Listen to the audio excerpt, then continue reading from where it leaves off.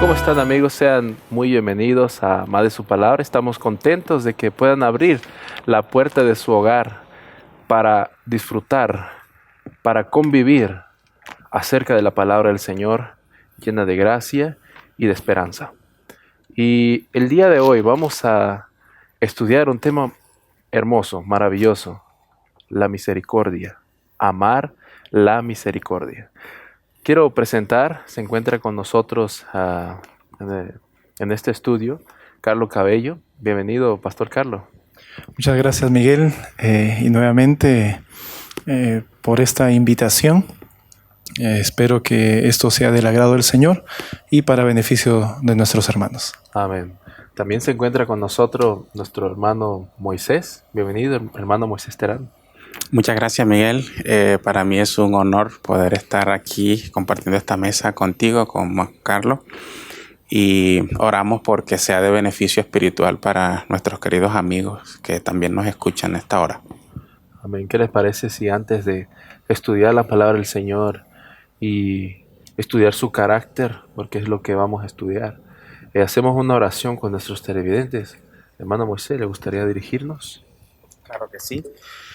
Querido Padre que estás en el cielo, es para nosotros un privilegio muy grande poder tener en nuestras manos tu bendita palabra, porque ella es viva, eficaz, penetra hasta lo más recóndito de nuestro ser, y las amonestaciones, las advertencias en ella contenidas, creemos y entendemos que son para nuestro bien, para nuestro crecimiento. También las promesas que tiene tu palabra nos animan a seguir, y es el bálsamo que necesitan nuestras vidas heridas por el pecado.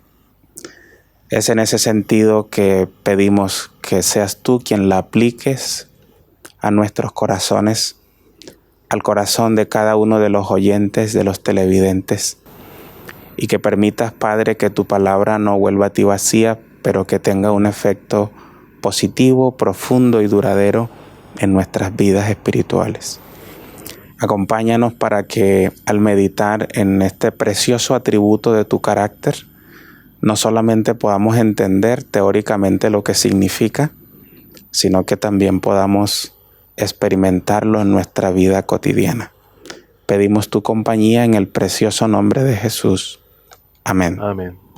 ¿Ustedes recuerdan en aquella entrevista que tuvo Moisés con Jehová?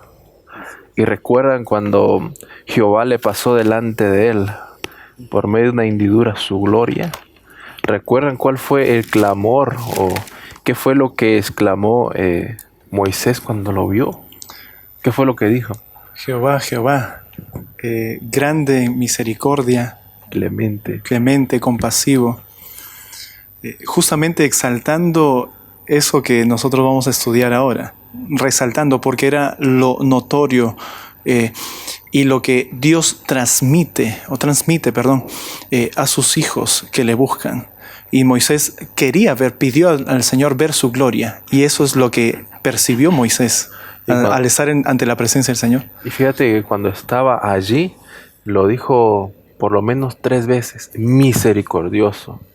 Grande en misericordia eres, misericordioso. Justo en Éxodo 34:6 está esta parte. Ahora es interesante porque en ese pasaje bíblico Dios describe su carácter, y podemos hacer en Éxodo 34 imaginariamente 2 listas de atributos que componen el carácter de Dios. O sea, podríamos decirlo de una manera gráfica que el carácter de Dios está sostenido por 2 pilares. Lo primero que se menciona en esa lista es Jehová, Jehová fuerte. Y también al final de la lista dice que Él no tendrá por inocente al malvado. O sea, que eso hace referencia a la justicia de Dios. A su ley, al atributo de su carácter, que es justo, 100% justo.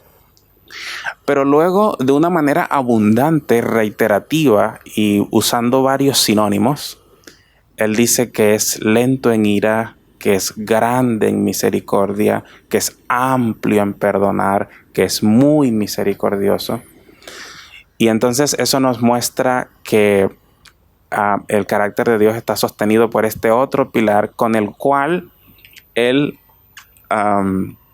trata o ha decidido tratar al ser humano, porque si Él nos aplicase la justicia, si nos diera como merecen nuestras acciones, pues sencillamente estaríamos eliminados.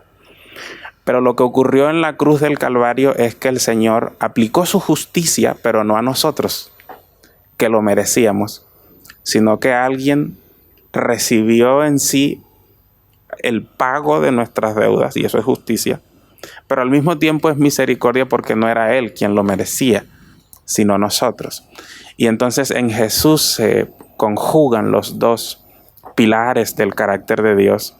Y la vida que Él vivió en la tierra no solamente fue en cumplimiento de esa justicia, sino dándonos también a nosotros un ejemplo maravilloso de cómo tratar en misericordia a otros, que es el tema que vamos a tratar en este estudio.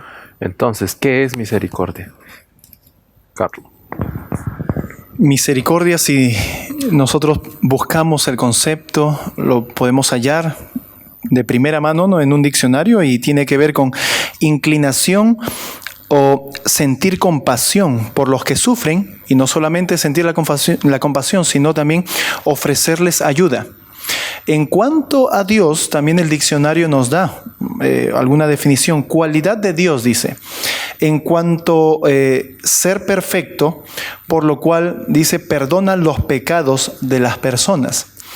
Pero bíblicamente nosotros también podemos ir teniendo una definición, porque recuerden que a todos los que estudiamos la Biblia, para nosotros la palabra de Dios pues es la norma. Así es.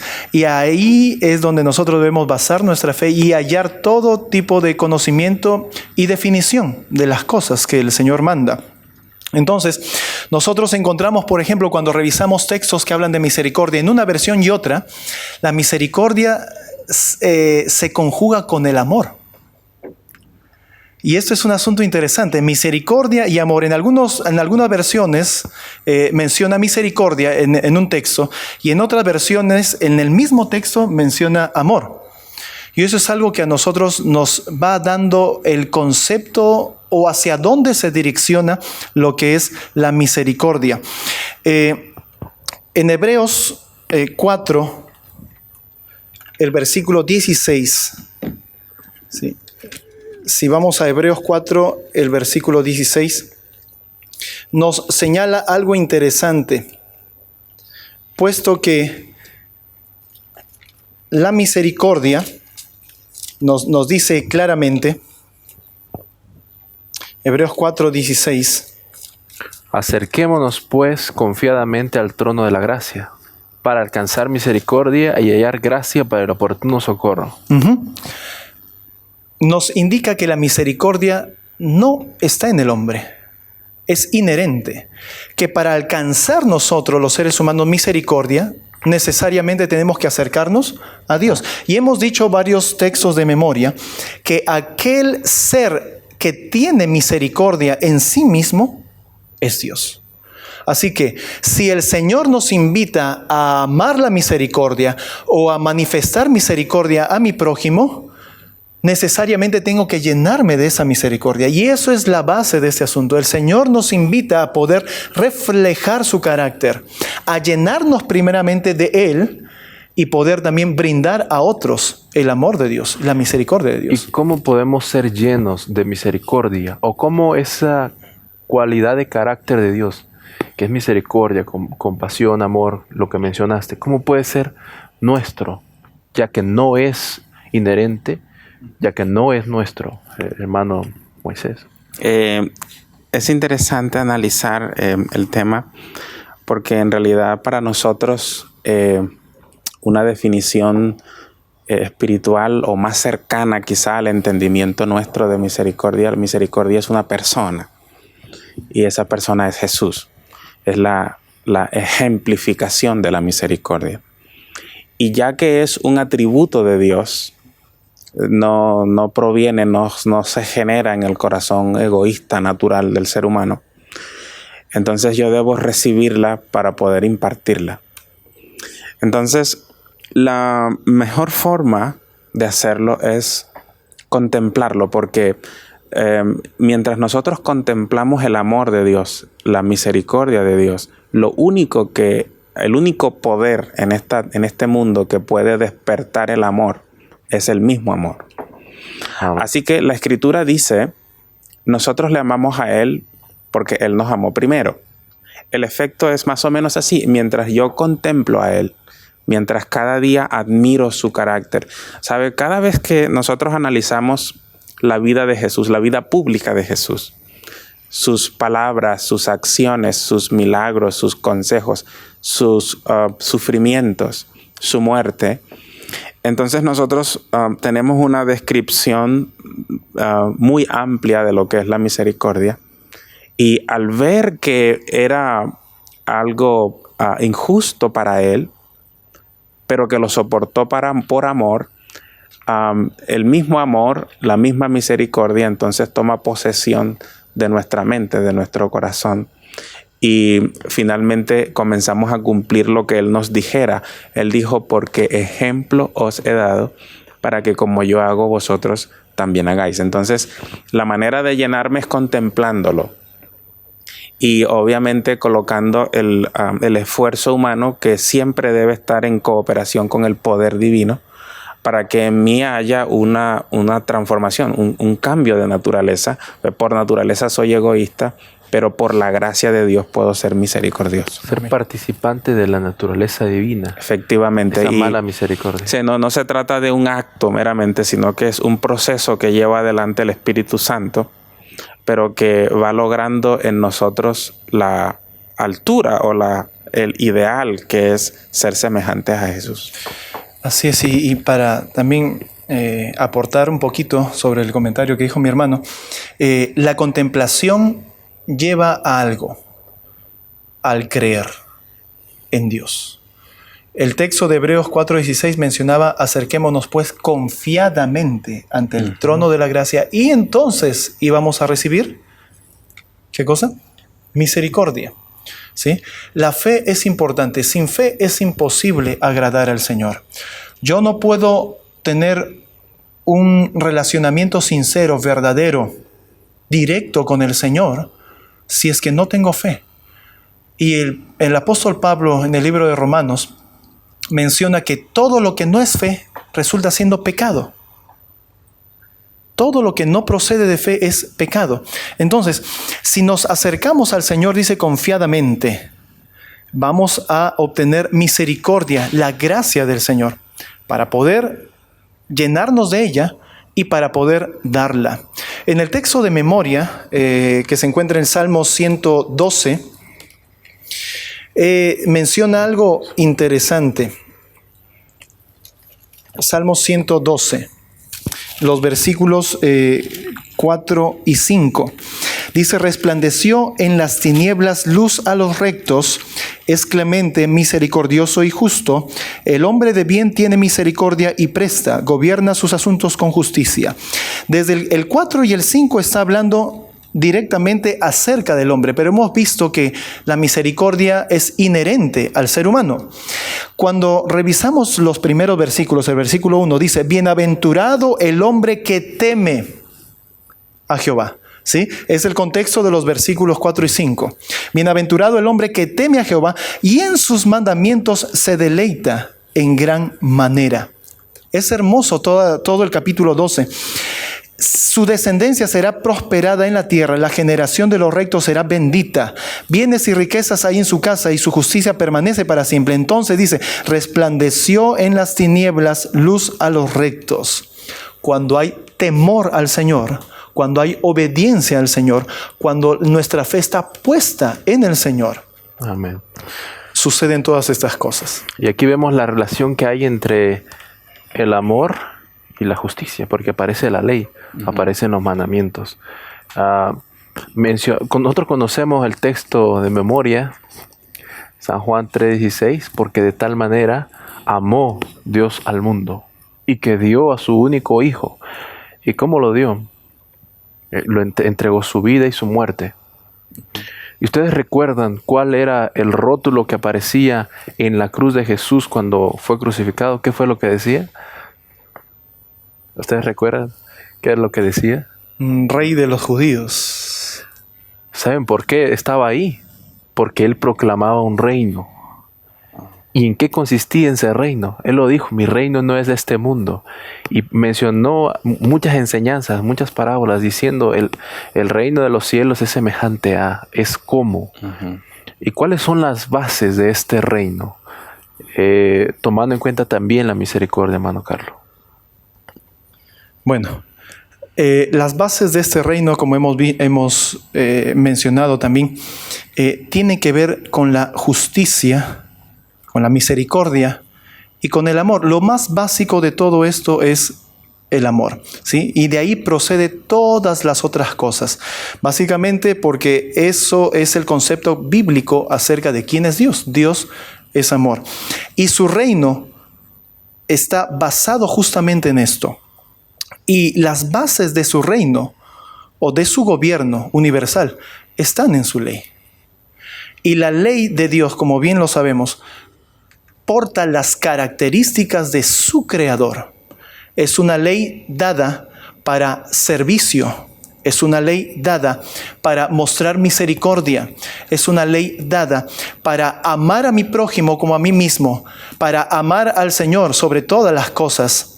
Es una ley dada para tener orden y una buena y saludable convivencia. Ahora, estoy mencionando varias cosas que si revisamos el Éxodo 20, las personas que nos están escuchando dirían, pero ¿dónde están esas cosas? Está en los estatutos del Señor. Encontramos muchas leyes de convivencia.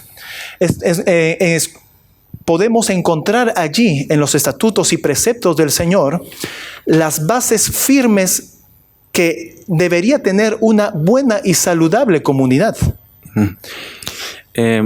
Quizá también para acotar un poco a lo que fue la pregunta, las bases de ese reino. En realidad, cuando el hermano mencionaba el cartel y esa escena obviamente triste que estaba ocurriendo en el Gólgota, triste en el sentido de que se trató tan cruel al Señor, pero buenas nuevas al mismo tiempo porque era nuestra salvación.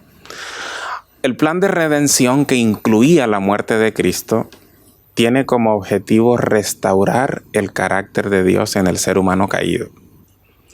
De ahí que los discípulos, la nación judía en su totalidad, se chasquearon porque ellos estaban esperando un reino terrenal que según las tradiciones judías debía establecerse en Jerusalén como capital del mundo, ellos ser elevados por encima de la humanidad. Y cuando llega Jesús, Él establece un reino diferente, un reino de gracia, cuya sede es el corazón, cuyos principios son el amor a los enemigos, la misericordia por los pobres, la provisión para los que sufren. Y esas son las bases del reino. En realidad está incluido el aspecto de la justicia, pero me gustaría reiterar el hecho de que el atributo que más nosotros necesitamos de Dios y el cual Él más nos brinda es su amor, su misericordia. Y la manera de restaurar ese aspecto de su carácter en nosotros es permitiéndonos o ayudándonos para que nosotros podamos manifestar también eso. Para el ser humano natural eso es algo nuevo, algo contradictorio y algo que chasqueó por lo menos a la nación judía, porque ellos cuando escucharon eso de Jesús, el amor, el servicio, la abnegación, un rey que estaba dispuesto a lavar los pies, un rey que estaba dispuesto a no tener dónde recostar la cabeza, a vivir migrando, padeciendo sueño, hambre, pero por amor a otros. Para eso para ellos, mientras lo admiraban porque era algo nuevo, también los chasqueaba porque estaban acostumbrados, estaban esperando algo que Dios no había prometido. Entonces, las bases del reino que según se describen allí en San Mateo 6, Jesús cambia el la línea del pensamiento general. Y él les dice, mire, las cosas que buscan los gentiles, es decir, las cosas a las cuales el mundo está acostumbrado, son las cosas materiales, las mismas que hoy ustedes, que nosotros vemos, por las cuales el mundo se afana. La comida, el vestido, las provisiones, etcétera, y todo el mundo tiene su tiempo absolutamente copado en el afán por conseguir los recursos para suplir esas necesidades. Jesús les dice, mire, esas cosas en el reino espiritual son secundarias. Tu preocupación principal es la justicia de Dios, es el carácter de Dios, es el servicio a Dios. Y mientras te encuentras en eso, el Señor añade, ¿verdad?, las necesidades, suple las necesidades. Y pone varios ejemplos de los animalitos, de los lirios, los cuales dependen absolutamente de Dios, pero que brindan un servicio a la humanidad, ¿verdad? Los pajaritos, las flores que adornan nuestro mundo y que dependen absolutamente de Dios, tienen una lección espiritual para nosotros. Y era un reino nuevo, era un reino novedoso, pero Jesús estableció esas bases del reino. Amén. Tomando en cuenta esto, hablemos ahora de la generosidad. Dios es un Dios generoso, es un dador alegre, Él es un dador alegre. Y también desea que nosotros, según 2 Corintios 9:7, dice que Dios ama al dador alegre. Uh-huh. Pero ¿de qué manera podemos ser generosos, justos y correctamente con las personas, hermano Carlos?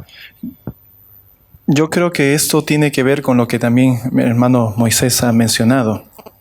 Cometemos nosotros un error al ir básicamente a hacer obras de caridad, o directamente a hacer obras de caridad, o a demostrar generosidad, o a demostrar amabilidad, cuando estas cosas no nacen de manera natural. Y yo quiero incidir en lo que mencionó mi hermano para esta parte que estás haciendo la introducción, ¿no? En ese momento. Mateo capítulo 6, versículo 33, un texto muy conocido, dice: mas buscad primeramente el reino de Dios y su justicia, y todas las cosas van a ser añadidas. En Miqueas, el capítulo 6, el versículo 8, dice: hombre, Él te ha declarado lo que es bueno. ¿Y qué pide Jehová de ti? ¿Sí? Solamente pide esto: hacer justicia y amar misericordia y humillarte ante tu Dios. Hacer justicia, amar misericordia, humillarte ante tu Dios. Busca primeramente el reino de Dios y su justicia, y todas las cosas van a ser añadidas. Significa que el hacer justicia, el amar la misericordia, el humillarme ante el Señor como es correcto y debido, solamente se va a obtener cuando busco primeramente y verdaderamente al Señor en mi vida. Entonces podré yo ser generoso, de verdad. Podré realmente amar a mi prójimo. Podré ayudarle en sus necesidades a mi prójimo. Porque naturalmente nosotros no podemos llegar ni siquiera a la altura que vivió la iglesia cristiana primitiva, como lo describe Hechos capítulo 2, que todas las cosas las tenían en común. Y si alguien tenía necesidad, vendían hasta sus propiedades para ayudarle a aquel que tenía esa necesidad. Hoy por hoy, la iglesia del Señor, la iglesia de Dios, piensa en hacer caridad, pero primeramente piensa: no tengo dinero. ¿Qué voy a dar? ¿Qué voy a dar si yo no tengo?